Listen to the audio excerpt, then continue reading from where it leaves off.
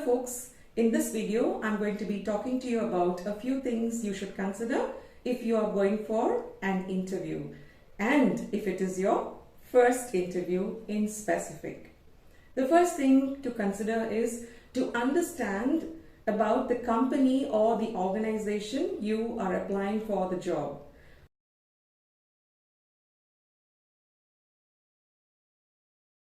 Or at least find out from people. The second is to tailor make your resume based on their requirement.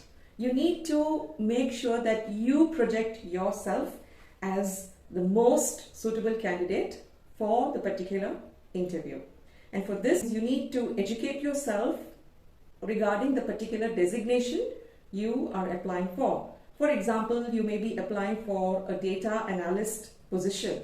So in this regard, you need to find out a lot of details about the position so that it will be easy for you to answer the questions during the interview. So coming again to the second point, you need to tailor make your resume. Remember, one size does not fit all. The third I would recommend is to dress well for the interview and carry yourself appropriately. Well, there'll be a separate video where I would be discussing about the attire you could wear for interviews.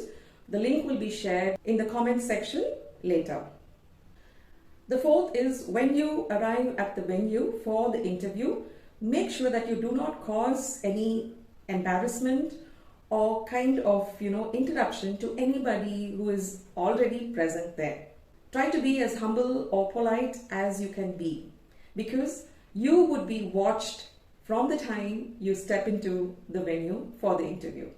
You never know who's actually observing you, or rather on what mode you are being observed. The next is when it is your turn to go in for the interview, walk politely but confidently, and before entering the room, you need to get permission. Ask them clearly whether you could enter. It could be, "Please, may I come in?" or "Please, may I enter?" Wait for the nod or for the response, and accordingly you will walk in.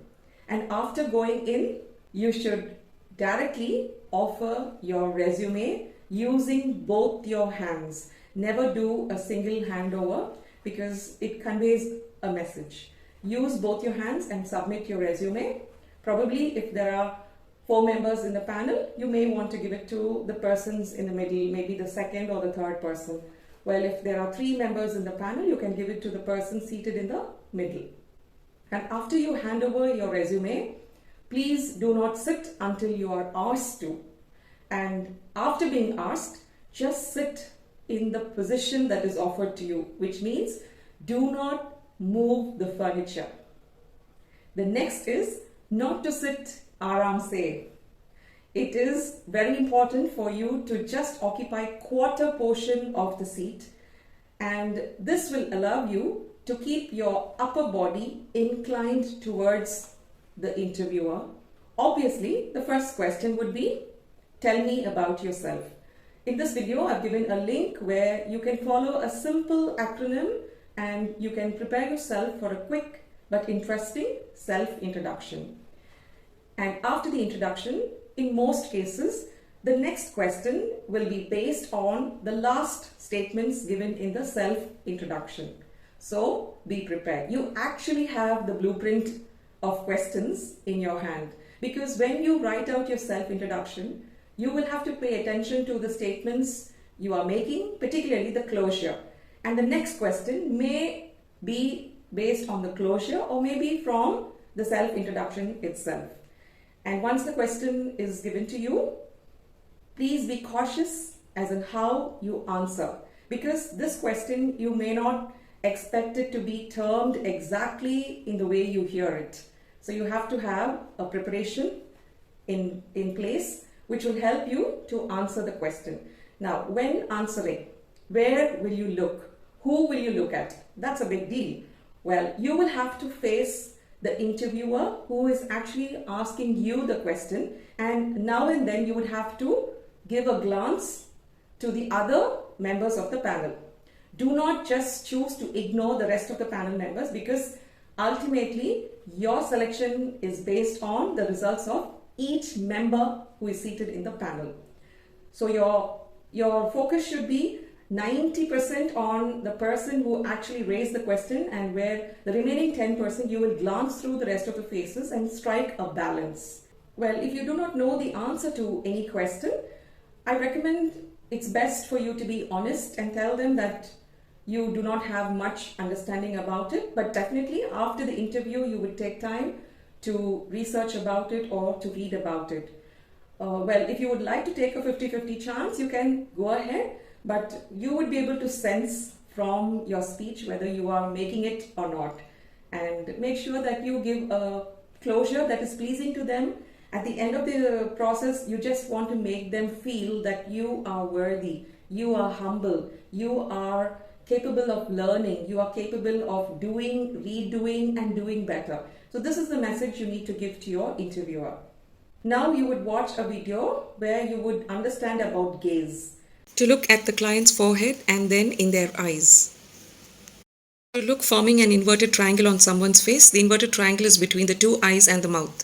To look at the person's eyes, then to the mouth, and then eventually landing on the lower body. These are the types of gazes, but I would recommend you to follow the interview gaze. This is coined by me. Why do I say interview gaze and why do I recommend it? Here are the details. The interview gaze is wherein a candidate would focus or gaze at the eyes of the interviewer and right up to the mid or the end of the chin, which is a triangle again, or wider inverted triangle. I call it the interview gaze because sometimes you may miss out on hearing what the interviewer is asking you about or is saying to you. So at that point, you cannot constantly ask for repetition of statements.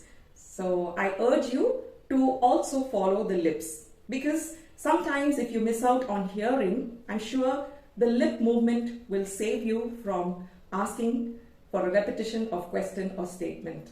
So don't forget to use the interview gaze when you have to take up your interview. After a series of questions, the interviewer may ask you if you have a question. Well, it's up to you to raise a question, or sometimes you can politely say nothing at the moment. But I also recommend you to judge the situation, and if you really have a question, please ask them about it. But you have to be extremely courteous and raise questions that could bring in some interest to the discussion and not make it the other way around. So once you know that the interview is almost closing and there are no more questions, then you can take the opportunity to thank the interviewers for their precious time, experience, and new learning that you've gained during this interaction. And politely stand up without disturbing the furniture. And when you step out of your place, you would be able to understand whether they are going to offer you a slip, a letter, or even your resume. You can understand by their body language. Well, if you see that their hands are not making any signal, then it's time for you to politely thank them, smile with a nod, and walk out of the room gracefully. When you come out of the room after your interview, please do not engage in any discussion. Just choose to sit down quietly and stay calm, because you may be on camera.